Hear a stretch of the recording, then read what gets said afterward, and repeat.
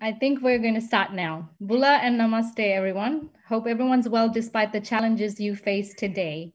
My name is Anju Mangal, and I work for the Alliance for Affordable Internet. It's an initiative of the World Wide Web Foundation. Welcome to today's knowledge sharing webinar. For newcomers, just for your information, Digital Empowerment Foundation and ISOC in partnership with APC, APNIC, and A4AI is running the Meaningful Access with Community Network sessions till 4th December. So get your colleagues and friends to join the different sessions later.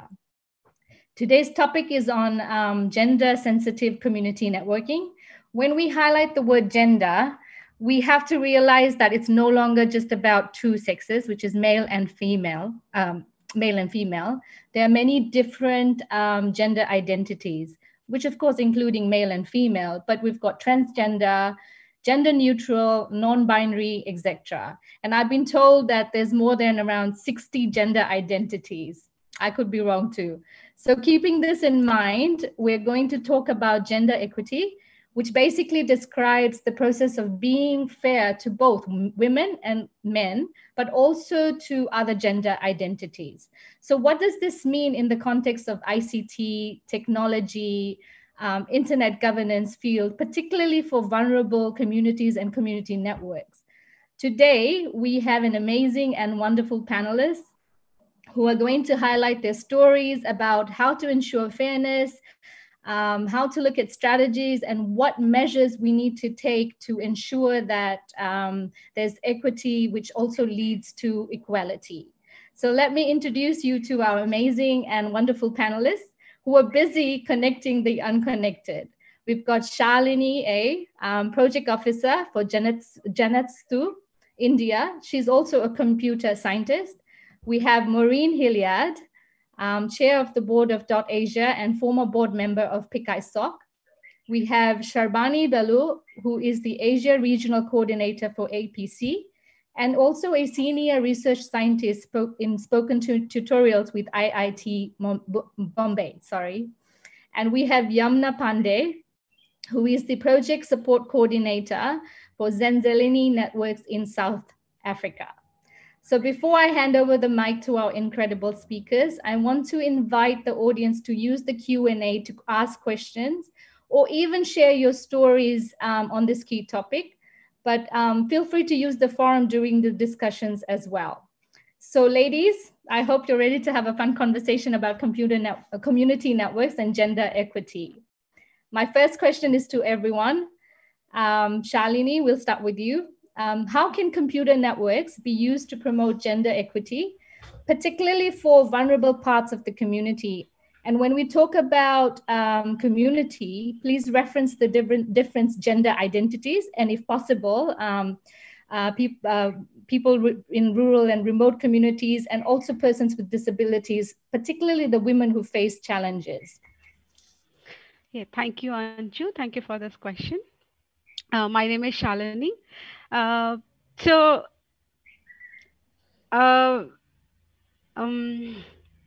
do I start? So we work. Sorry, I'm taking my time. Sorry, 1 second. I'm just going nervous now. Don't worry, take your time. Do you want me to come back to you? Yeah, I think it will be good, I think. Okay, yeah. Sure, Shalini. We'll go to Sharbani. Maybe you can start with that question that I just asked. Yes. Hello, everyone. Thank you, Anju. And thank you, CNX, for inviting me to be a panelist in this session that I closely relate with in my day-to-day lives as well as in my work. In the community networks that I set up in the rural remote villages, what I find is that even if connectivity is enabled in such locations, men usually use the connectivity more often than the women. And the reason was very difficult to find out that why women use it so less, even though they have the phones with them. So the smartphones that the men in the household there is actually, most of the times, there is only one smartphone in the house. And when the men go to the field, which is around 8 in the morning, and they come back at 5 in the evening, so during the entire duration of time from 8 to 5, they are the ones, women are the ones who use they are the owners of the smartphone.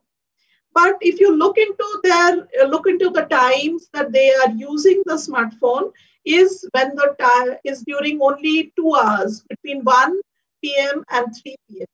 That's the time when they are using. So I went into a little more detail on understanding that why women use it so less. Um, so one of the things is that women have to work on the household as well as outside work, both things together. Um, but also digital literacy, they don't have they are not so tech savvy, so they don't know how to use the smartphone. Even they have told us that they do aspire to own a smartphone, but they don't buy a smartphone because they don't know no one is there to teach them how to operate it. Um, Also, the other things that the women have mentioned is the location where the access points in the villages are located. When we put up and deploy the network, the access points that are usually put up in the villages are according to the not taking into consideration women's aspect. Like, for example, the women came up to me and told that can you put up an access point near the well, for example, because the well is the location where women are drawing the water, and that's the place where they are interacting with each other. And so what happens is that when after it is dark, because these access points are located very far away from the homes, that women don't use it, because after dark they don't walk out of the houses. So we facilitated a location which is like a teacher's house residence, where women can go and be safe to use the connectivity. The other thing that women have also mentioned is that they have specifically mentioned that they want the connectivity for earning livelihoods. So income generation is one thing that they really want, because they really want to become economically empowered.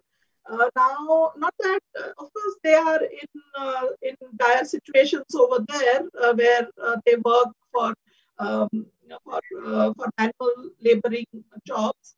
But most of the times they have mentioned that I know how to sew, I know how to embroider, I know how to make these certain things. Then why not I use that connectivity?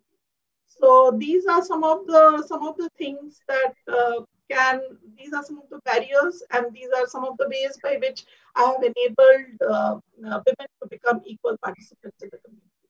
Great, thank you, Sharvani. That's really good, particularly when you say that men use smartphones more than women. And in terms of deployment, that's interesting for me, because access point is critical, especially for women who are particularly around that area. So that's a really interesting point. And obviously connecting for earning livelihoods, I think that's a very good point that you've raised, and that's important in terms of not just for men, women, but also for other gender identities as well. So Maureen, let me go to you. Would you like to respond to that question as well? Sure. I'll just turn on this video. Oops. Yeah. Hi everyone. In my role, I suppose I'm sort of bringing it from taking it from a Pacific perspective. My job, my day job, is really I'm a development consultant. So I spend quite a lot of time with communities, working with them on various activities, and so that although like within like in the Cook Islands where I am. There is a huge penetration of everyone's got a mobile. Okay, so mobile and internet connectivity isn't an issue. When it comes to community networks, however, because we're a small island, and I would say that this is pretty common within the Pacific. The community networks are generally related to what's happening in their in their lives, in their in their village lives, in their schools, like what is it that they're actually sort of like connected with. And these are really good building areas for that whole, sort of like future, sort of like connected, network connected, internet connected, sort of like development, and encouraging that kind of networking. Because within these little village community networks that they have, they're actually building skills, they're building confidence, they're actually learning to talk to each other, and most of these groups that actually are meeting together as a community are women. Like occasionally you'll get a few guys in there, but they're out working, being the breadwinner in most times. So it's generally the women, with children, or they get together. But I mean, it's still a grassroots growing activity, one in which they can learn to network in a comfortable environment, feeling and building that confidence to actually sort of like be able to engage in other wider things that we will actually sort of like introduce with more connectivity within our islands. So that's just an introduction. Great, thank you, Maureen. And I'm glad that you brought in the Pacific perspective, because it's very different from Asia itself in terms of community networks, but also connectivity with fixed line broadband as well. So I'm going to go to Yamna now. I'll just have one question for you. What are some of the things that need to be kept in mind from a gender sensitivity perspective when deploying community networks, and particularly the work that you're doing? Yamna? Hi, you guys, just give me 1 second. I'm just herding cows so it's going to be a bit noisy. Just for that, I'm actually in the village in Mankosi, where one of our networks. So my apologies for that. Sorry, can you just repeat the question? Yeah, so I wanted to know, based on the discussions we've had so far, what are some of the things that need to be kept in mind from a gender sensitivity perspective when deploying community networks? And when you're responding, if you could just use examples from South Africa or the work that you're doing. Okay, thank you. Okay, since coming from the city and moving to Mankosi, it was not just a culture shock in terms of culture, but also in terms of gender sensitivity. It's male and female. That's what it is. Yeah, there's nothing beyond that. The other terms are still very far-fetched, and slowly we'll get there. What I picked up is, what we take into consideration, what we have taken into consideration is very much a cultural aspect.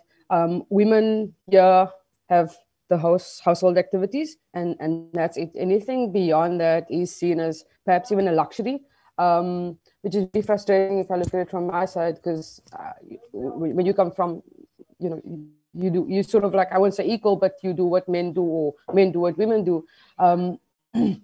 It's kind of like, this is unacceptable. But in the same context, you have to look at what's culturally acceptable and navigate around that, which can be very difficult. From our side, I think that we look at what the women are able to do while doing the activities. Funny enough, though, with us, I must add that most of the women here are very proactive. Like, seriously, the men would sit back in a way and let the women sort of like run things to an extent. And women are more, I'm not saying they are more savvy, but they sort of like latch on quicker, and they're more interested in what the network can do for them beyond just activities, just like, I won't say mundane activities, but I'll give you an example. We had a content challenge about 2 months ago, and most of the participants were women, and they promoted businesses, their own business. So that was very interesting, where the men would promote more like social activities, like they went fishing, they were very chilled. The women were focused on actually generating an income through the network, which we found quite interesting. Like most of the participants were like either hand sanitizers or masks or something related to COVID. So yeah, thank you.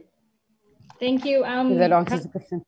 Yes, but I'm really interested because of the cultural aspect, because also there is a difference in the Pacific cultural context, also the Asia context. So I'm glad you brought that up in terms of, cultural.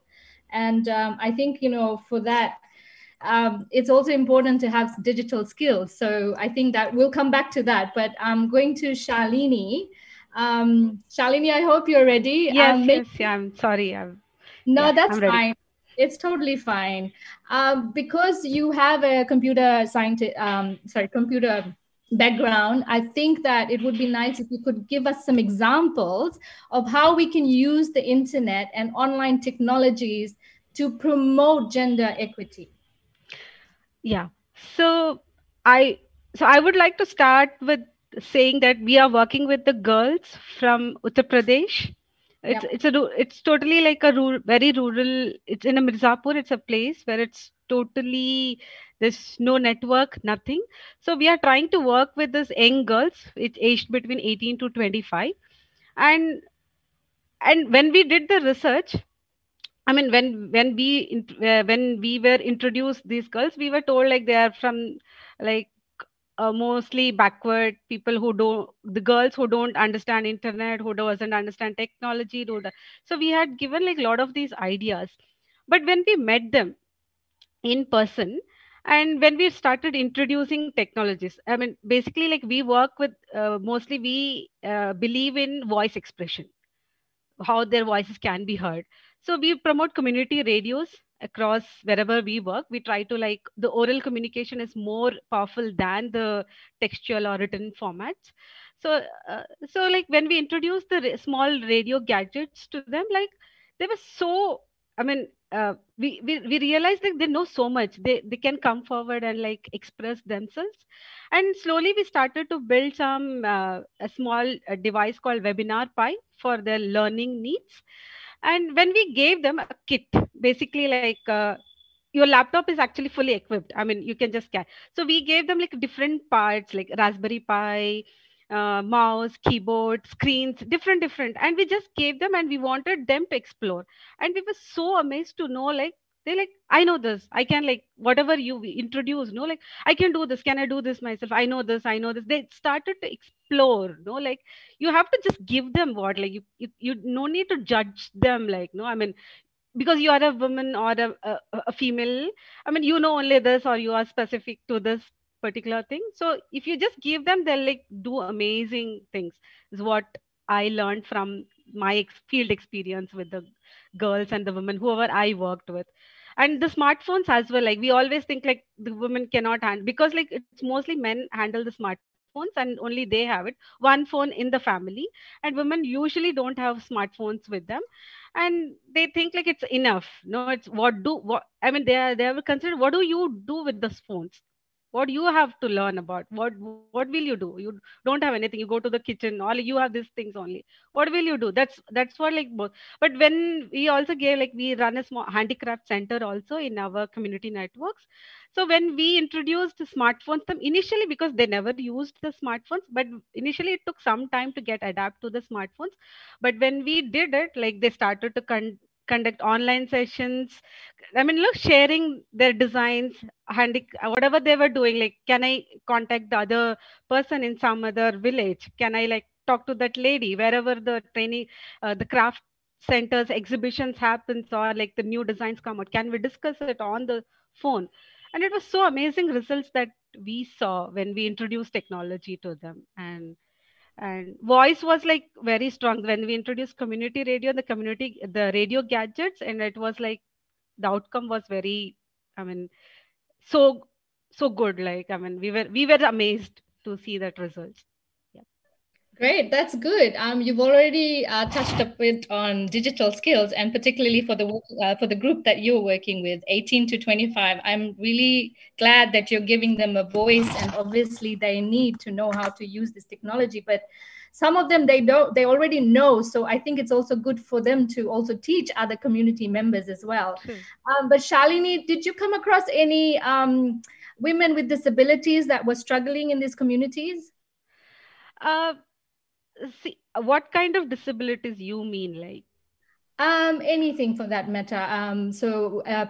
Persons who are visually impaired or hearing impaired, or even say someone who is on a wheelchair. But particularly, I'm looking at, I mean, broad spectrum, because we have autism, we have dyslexia, but something that you came across in your community. Not as a woman, but like we have in our team itself a male member is physically challenged, who's on the wheelchair. But you will be surprised to know that is a designer. Okay, great. And he whatever we do on our I mean, since we are from a technical background people, like he does all of this web designing parts, the front end designers, whatever the things that he does it. And I think like technology is not a barrier for any of these people.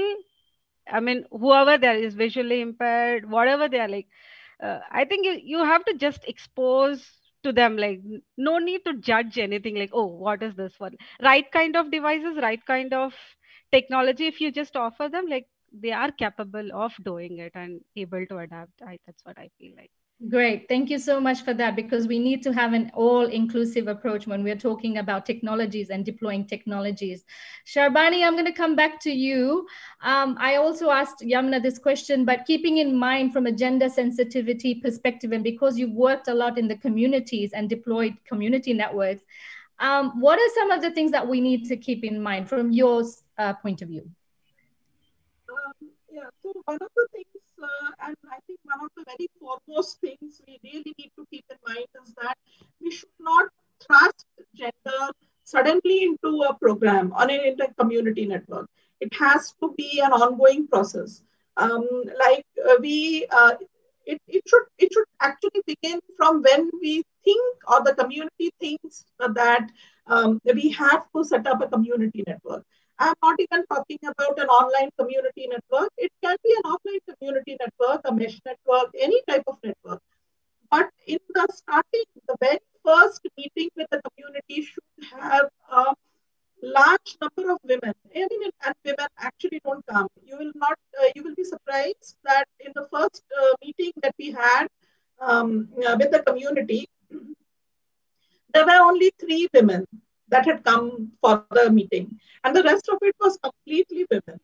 There were only 3 women, and the rest of it was men. There were around 25 men and only 3 women, and they never spoke a word. But immediately, and I was sitting in the front, I was introducing the project, and I was trying to tell them about the pros and cons. I was telling them so many things. And then one of the women came up to me after the meeting and told me that, and why are you doing this? Why are you doing this? Because it will never happen. And I told that no, it can happen. From this today, you all are 3 women who have come. In the next meeting, I will want to see 10 women coming here. And it was a process of initiation, that I had to go to their houses, talk to them, touch them, talk to them, hold their hands, because it is also that people come to them when we are going for connectivity, connecting the unconnected. It is mostly a sort of an approach that we go from the urban areas, try to tell them that, oh, connectivity is very important for you, and then we just do that. But like, they have to be in that process. And yes, after that we initiated the training with the DEF, Digital Empowerment Foundation, enabled that 3-day training for us, where the women were actually benefited a lot from that training. And women actually identified that what is going to be the network like, where are the access points, what is connectivity. And they also showed how the women can splice wires and the crimp wires, which was like, they achieved a lot. And that's when some of the women told that, yes, I have done ITI training on becoming an electrician. So I know how to crimp a wire. And then, she was teaching the others. So such type of inclusion from the gender perspective needs to be there to make community networks all inclusive. Great. That's a really good point, and I think this is good point for everyone, even policymakers, that we need to introduce this, and it's an ongoing process. So having that multi-stakeholder process is also good. Maureen, coming back to you, can you provide from a Pacific perspective? Maureen? Oh, we've lost Maureen. Sorry. Yeah. No, I'm here. Just sort of trying to unmute myself and all that sort of stuff. I just wanted first, before I just wanted to get back to something that Yumna said about the women in the community and working together. What she did say about the influence that these women have within their community, and this is that strengthening of of their relationships and their confidence and that sort of stuff, in a natural environment, is really, really important, because they are very influential within the village structure. But what I also wanted to raise was from the perspective from the what's happening in the Pacific. For example, one of the really great things that we've recently established is the Women in ICT. Now that was a brilliant initiative initiated by the PIC-ISOC board. But one of the things that was really, really great was that we got to sort of like meet people that you would not normally have met across the Pacific.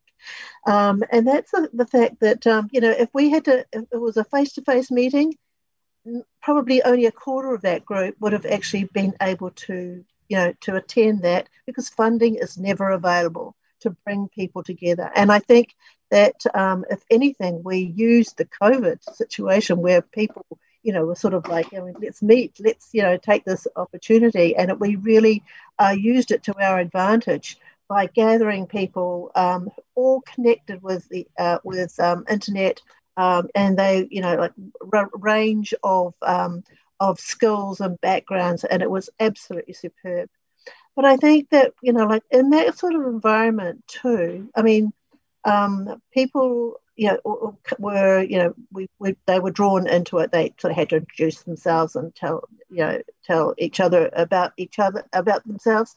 But it wasn't too long before the conversations were really going. And what really matters is that the person who's actually moderating that group is, it's got to have a good chair or a moderator who's inclusive, doesn't let any shrinking violet sit in the corner and not say anything, because even a name and where they come from is the start of a conversation. And that's what is really important about these community networks, because it's all about communication and talking to each other. Thank you. That's a good point about communication. And obviously we need that support group. So women supporting women, and particularly what you brought up in terms of the Pacific Women in ICT, I think it's a great example. Yamuna, I have a question which I will raise because Osama has raised this on the chat forum. And after that, we will go to the videos. But considering community network is community-based women, which should be automatic, equitable partners and participants, but that does not easily happen. So what can be done? Yamna? Hi, thank you, Osama, for the question. It's a very good question. We're still trying to figure out what can actually be done. And I think it's an ongoing process. Well, I won't say as much ongoing, but a daily thought of, if you look at, use an example, I suppose Zinzaleni, in terms of what we are doing currently, is focusing on men earn more money because they have more opportunities. And that's just how it is, even to an extent where young boys in the area or young men, they have the opportunity to actually go and study and then come back and actually, make more money. And I use money in that context, generate income and sort of sustain their family. Whereas women, they're not able to do that. And what we try and do, we consider in the context is that we create more opportunities for to actually go out and study. And I use education as an example because it's the one thing in the village that is across genders. You have to go and study, and you have to come back, and you have to give back to your community. to some extent. And last 2018 or 2019, we had 12 participants that basically, well, not participants, but 12 students that enrolled, and most of them were women. And, you know, they were able to come back and sort of give back to the village, shall I say, or give back to the community.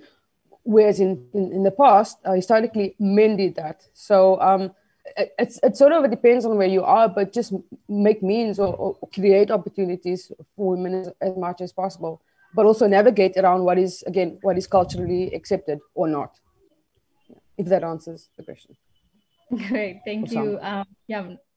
Yes, thank you so much for answering that question. We're going to go to videos now, videos from across the community network community, and then we're going to come back to question and answer, but also I'll give the panelists a chance to say a few words in terms of policies. So Shivangi. Yes, we are ready with the videos. Please go ahead.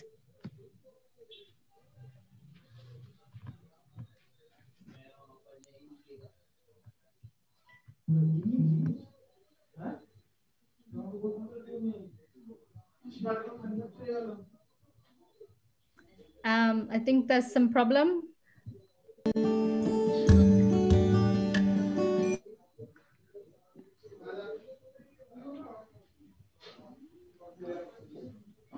Yeah, I think we're just there's some lag. Sorry?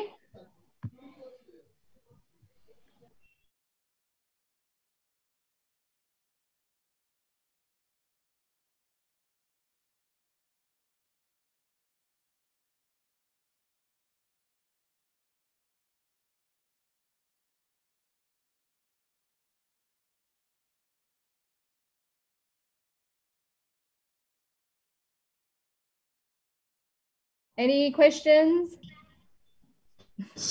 I was keen on asking a question to Sarbani, especially because when she has worked a lot at the very deep of the tribal community.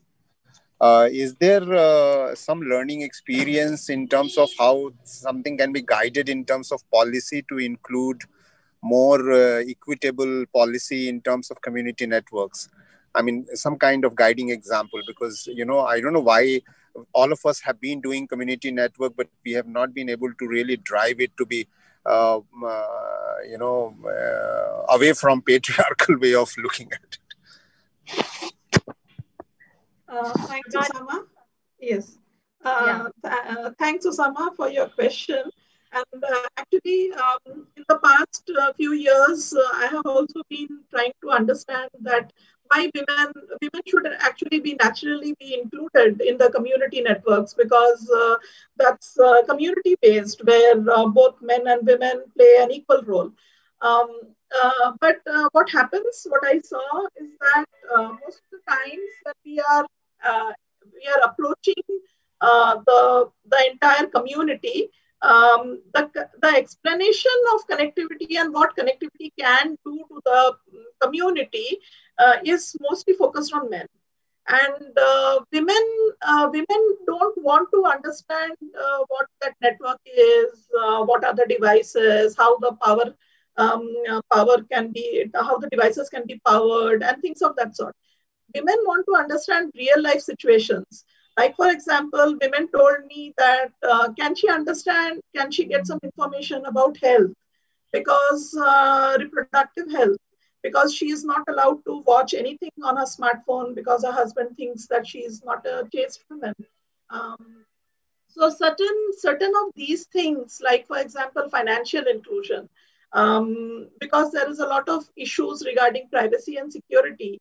And what if a bank account gets hacked by someone and all the money goes off? She needs to understand. So her explanation has to be on the connectivity, has to be on those lines. And it is not on the lines of what the network can do.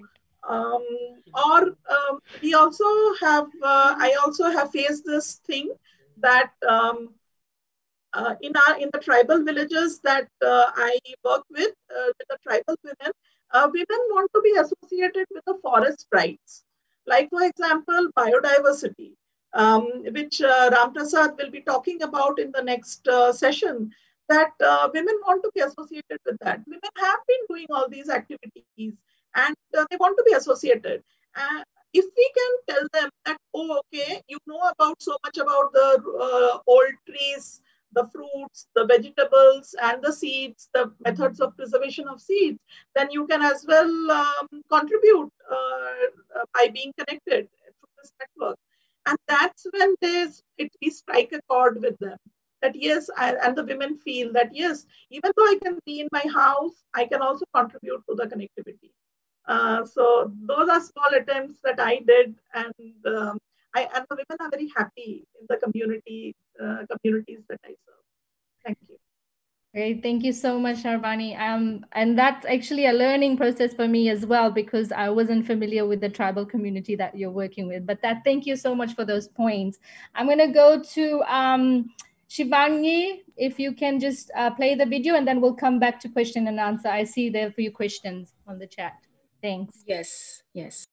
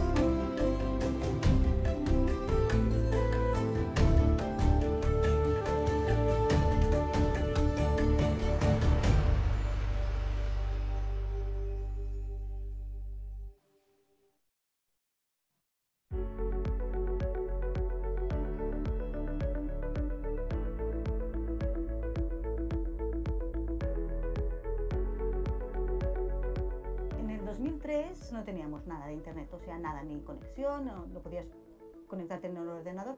Gifi.net nos trajeron la fibra óptica en el 2009, entonces ya mucha rapidez a la hora de conectar.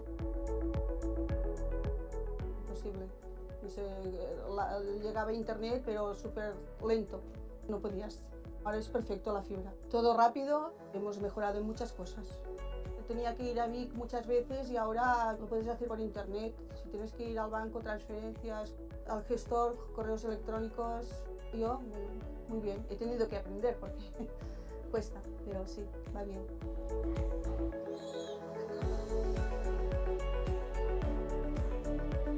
A mi mujer, que es la que lleva un poco más la contabilidad y toda la gestión de la granja, esta sobre todo lo que ha cambiado mucho. Yo, básicamente por la gestión, con los cerdos, dudas, hablar con los técnicos, te envían correos, va todo muy rápido y es todo muy diferente. Te facilita mucho las cosas. Pues estamos en la parte trasera de una granja que se ha habilitado una sala pues para gestionar de todos estos usuarios de fibra óptica y enlaces con otros pueblos. Desde aquí dependen ya miles de conexiones. Los cientos de usuarios que hay de fibra y el resto de red de enlaces. Y desde aquí prácticamente se gestiona toda la comarca de Osona. Ahora hay alrededor de 200 casas conectadas por fibra.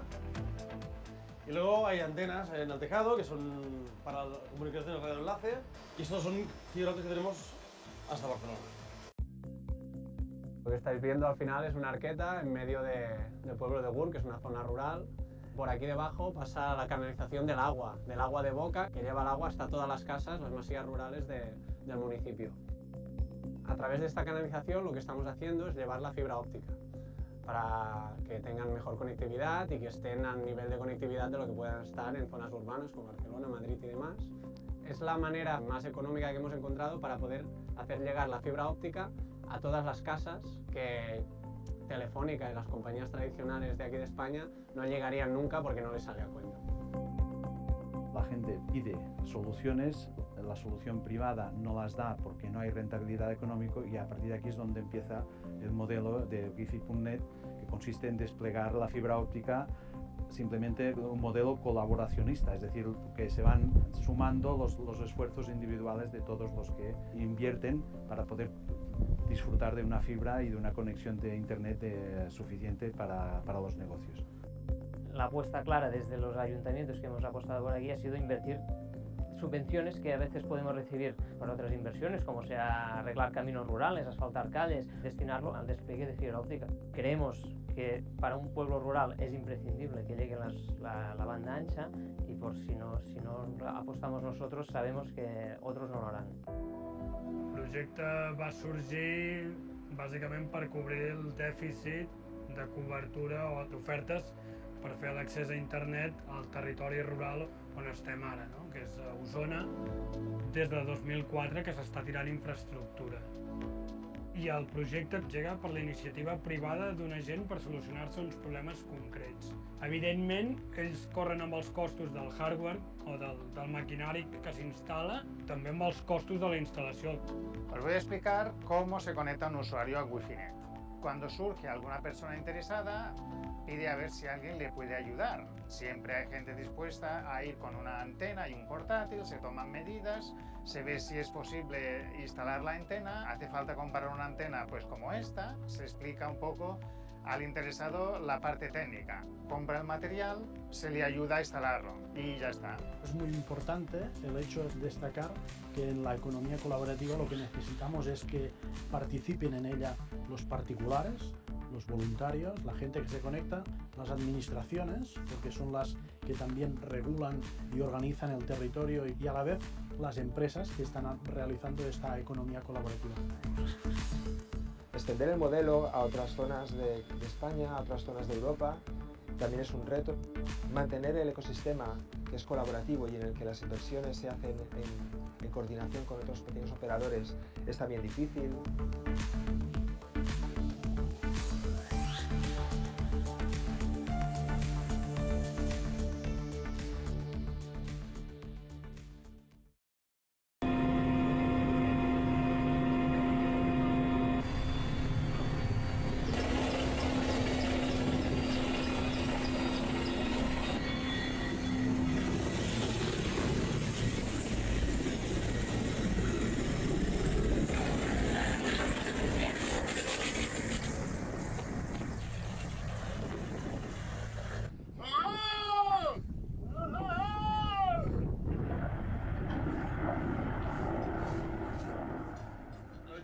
This is our mast that covers Angwa and Dakhil, and also we have to cover different points.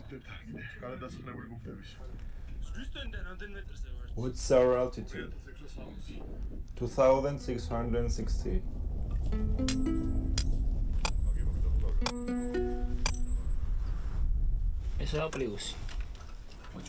This is the positive current. It's my fault.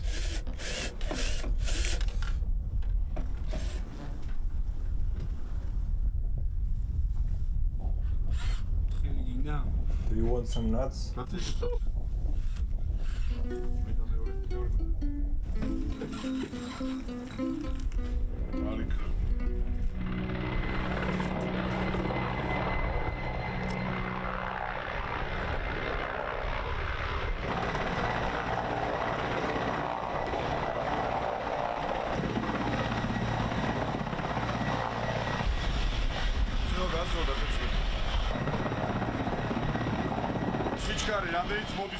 The speed at this link is 23.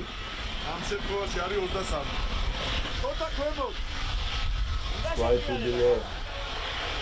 Nada, should I turn this around? Yes, slightly right. It will cover Chinga with Lipiter, it already covers Zambia and Dakhil, and it will also cover Tani and Tangalovis.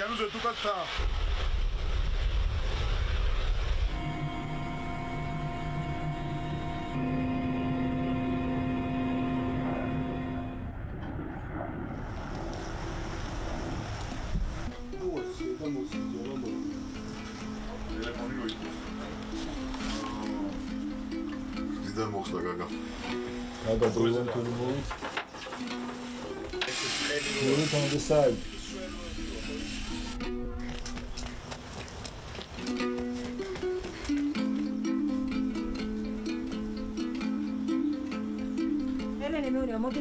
Ellen thought I was coming back, asked if I was still in the mountains. I told her I was in Arkhod. No one believes that I'm calling them from this village. Everyone thinks that I left Arkhod and calling them from the road. We Arkhodians are very happy and want to thank you guys for this happiness and thank you for sharing it with us.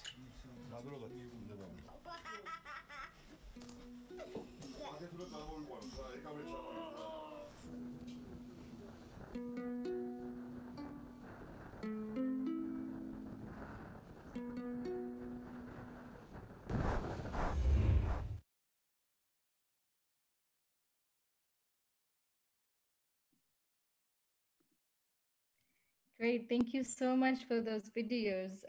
Suddenly my light switched off. I'm so sorry. These videos, obviously, I like the perspective that we're getting some important information from the communities on the ground, and particularly listening to their voices is very critical. So I think when we are doing any planning in terms of community networks or even technologies or deploying anything, we should keep the communities in mind. I see Maureen raising her hand, but there is a question for Maureen. How can we bring more Pacific women into, sorry, Achia has asked a question. How can we bring more Pacific women into tech? Because access to a device is still tough for them. That's a very good question about affordability. Maureen? Yeah, it is good. It's a good question, and actually, I think if you came along to our Women in ICT, you'll actually see that there are quite a few women who are actually already engaged in IT, and especially in the expert technical field. It's just that they're hard at work, and people just they're just walking alongside their colleagues. I guess it's sort of in some areas, there may not be huge groups, but I think within the Pacific, we're seeing it's a growth area, IT, because people in the Pacific know how important internet development is, and they're tending towards that. What I did also want to bring up was actually following on from what Sabani had said.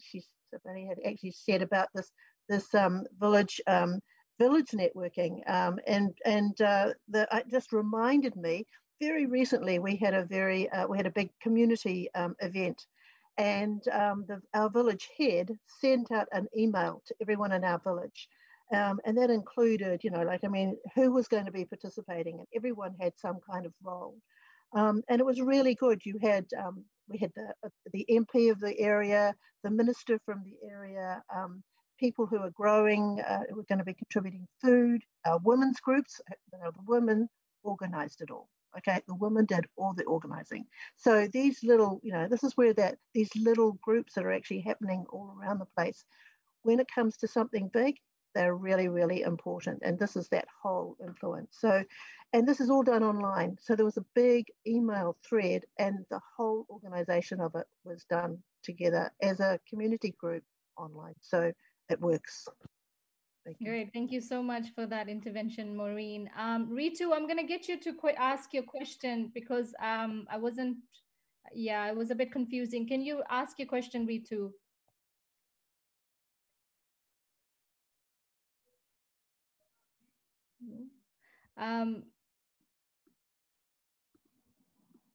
Okay, Ritu's question is, why are we yet considering technology which is probably not meant for women when we are setting up the network? Yamna and maybe Shalini, you could respond. Yamna?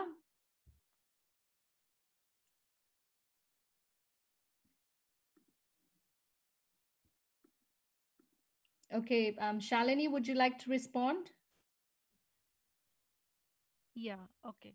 Let me read the question again. Why are we at considering technology is not meant for women when we are setting up the network? Uh, I think, I mean, when you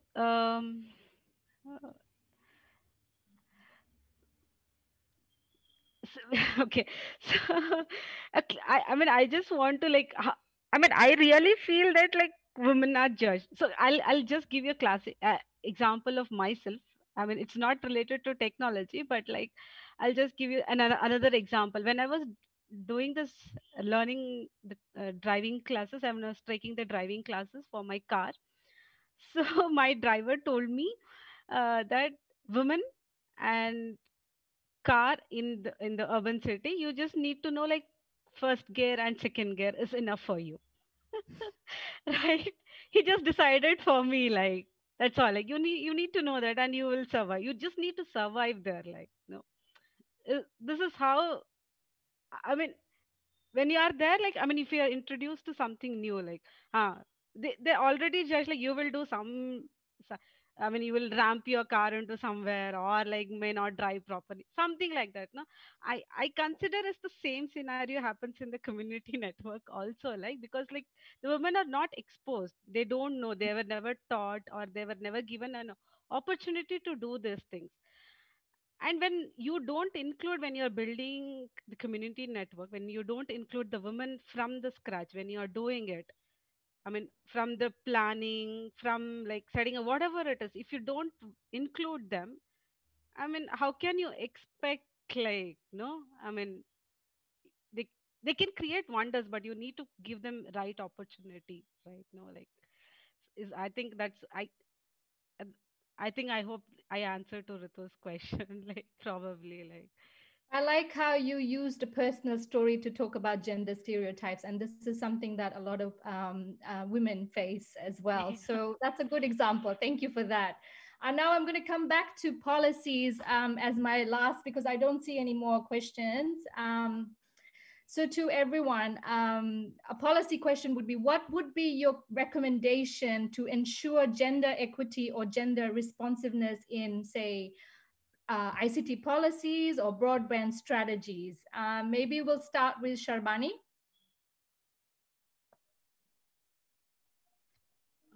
Yes, thank you, Anju. According to me, I think the first thing is that in ICT policies that are being sort of developed, and we are talking about it, women are not included in the policy making itself. So it is the men who decide for the women, which is not the case. This should not be the case. We should actually, women can talk for themselves, and more women should be included. And I think more of field, when you are doing field deployments, when you're interacting with women in the field, that is when you get to understand their needs much more. Like now, we know that, yeah, it's a very general thing that men use the connectivity more than women. But if you go into the deeper things of understanding why women are not using the connectivity when they have the smartphone with them, when they have the connectivity, there is something wrong over there. So, and also we have, like what Yumna just mentioned and Maureen also talked about, is that we have to take into account the cultural aspects. Like in India, we talk about even in the villages, we have to bridge barriers of caste, class, which is not there in other contexts at all. So when such type of policies has to be incorporated or built for women, it has to be by the women. They have to be the major. I mean, more than 80% should be women because they will be talking, their voice will be heard, and that's how the policy can be done. Great, thank you. Yamna, would you like to add? Thank you. Just to go on what Shabani saying is definitely women should be from the onset. Women should be part of when you create the network, when you deploy the network, even in just like the research element of it, because it's men who actually go out and do the research and speak to men, shall I say, and women are like secondary. Oh, okay, what do you guys need? Okay, fine. Let's see if we can accommodate that. I'm not saying that happens everywhere, but from what we've picked up, I think in terms of policy recommendations, not to be gender specific, in South Africa in particular, there should definitely be a focus on finding ways to access spectrum. It's very tricky on our side. It's not gender specific. It's just we need spectrum so that people can be connected, and then from there we navigate around how women should actually, or women can be involved, and sort of from equity to equality eventually. Yeah, thank you. Thank you so much for that. Maureen, would you like to add? Thank you, Andrew. Yes, from a consultant, a development consultant point of view, I'm sort of like finding that donor funding applications, for example, insist on some inclusion of gender focus. So that's a given. But I'm also sort of finding that government policy is starting to include sort of like gender diversity and being more inclusive of women, and when they're actually looking at advertising positions, women and people with disabilities. Thank you for that. That's a good point. And Shalini, would you like to add in terms of policy recommendations? Yeah. So, when you are including the rural and indigenous people uh, in the policy network, how do you think, like, what is the inclusiveness? How, what is the inclusive? How do you hear them? Like, so I would recommend, like, so the voice expression is what, like, because the history is like it's the oral tradition that we have been like following from, like the oral narratives. So the voice expression is the one that we have to include in the policy thing. Like, how do they express themselves? The freedom of expression, not put any barriers in them. Like, what's the history that they had carried from the past, and also the context. How do they get their content back? Is like one. I mean, internet is vast, right? So there are many contents in the net, in the internet, but like, how do the communities get their content back? Like, and if someone is posting something, what's the local context of it? How do you, so we name it as a re-narration. Like, how do you re-narrate the content's availability, or the voice itself, the voice recordings itself? How do you, like, bring back to the communities itself?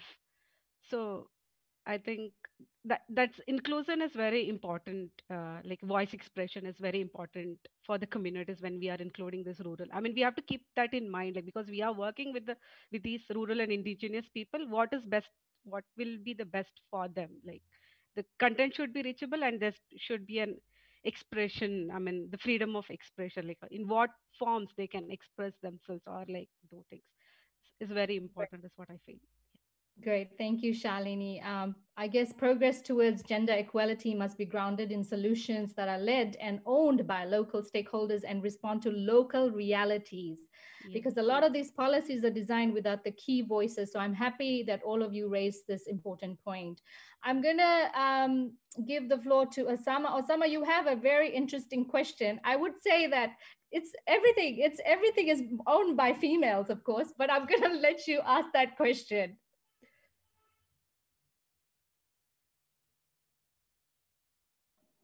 Osama?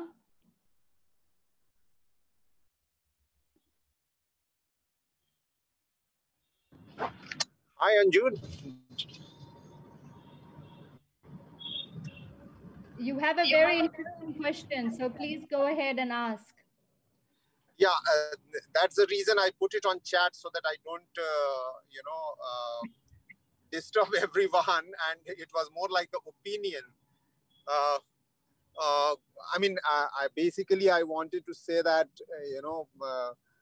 internet is wherever we go, it is built by men. The women participate at the decision of men, and so I had a very I belong to APC. APC has a movement called feminist internet.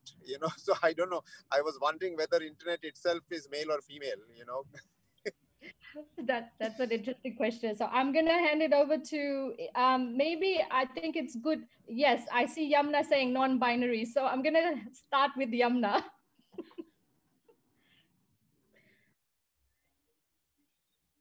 Yamna? Okay, I assumed that was gonna come to me. Well, it's a very good question. Actually, it's not something that I think I've ever thought about. And yes, I'm only coming into the space of a feminist internet in the last few months. I never understood any of this in terms of a feminist internet. Internet is just internet for me, and that's it. As long as I'm connected and nothing beyond that. So I think that as we move along, specific things on a very personal note for me, I the content that I see people use locally is very how shall I say, for example, the mail, as one of my colleagues is actually sitting right next to me. I'm actually talking about this currently, is that the content that men actually use is to an extent sexist, and it's not protective of women. It's not respectful of women, and it's not because I'm going to use pornography as an example. Sorry to say that.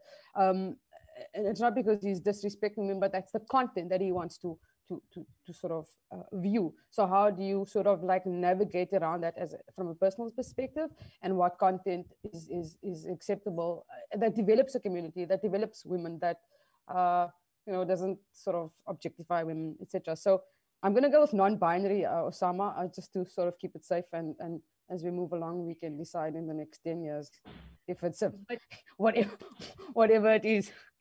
Great, Yamna, you touched on a really interesting point, but we're not going to discuss that because we've got only 2 minutes left. So I'm going to quickly ask Sharbani, Maureen, and Shalini, if you could just say a few words before we close the session. I would like to say that internet is still connectivity, including connecting the unconnected. We are still not focusing on women's use of connectivity, and we should be using it more specifically for the usage by women, by the other genders that are there in the community, and I think that should be the focus of connectivity. Currently, connectivity is just thought of as some device that we are using, some smartphone through which we are connecting to the internet and watching whatever we are watching or whatever we are viewing. But I think when we make it very meaningful to the community, to the women, to the other genders, I think that's when we are bringing in inclusive connectivity. Great, thanks. Maureen and then Shalini, 1 minute each, please. Yeah, well, I would actually say that I agree with both Yumna and Sabani. We need to ensure that there's always content that develops women online. You are not going to stop what others look at. Thank you. That's good. Shalini? Yeah, okay. So what I would like to say is like, I mean, so my perspective is like when because as being a technical person and things, so when you're working with, don't make it as a gender biased. It's, I mean, every person is capable of doing some or the other thing. You have to identify the right skills instead of thinking you're a man, woman, or whatever gender you are. No, like, I mean, internet is for everyone. The connectivity is for everyone, and I don't think like we should do this bias of in the name of gender. And it's very important, like everyone are included, and everyone, I mean, everyone are capable of doing some or the other things, and identifying the right skills and right opportunity, and this connectivity will be meaningful for everyone. Great, thank you so much. Yamna, would you like to go ahead, or I can just wrap up? Okay, I'll wrap up. So thank you so much for this interesting discussion. Closing the growing gender digital devices is critical, especially to reducing inequality. And there's need to put the right policies into place and enabling, especially for women and particularly, you know, other gender identities to access and empower through the web and internet. And as many of you have said already, having an inclusive process and being a voice is key. So please be the voice of your community. And like Shalini said, that internet is for everyone and there shouldn't be any bias. So we need to have everyone included in this. So I think on that note, I am going to say thank you so much for all your time. And we're going to now close the session.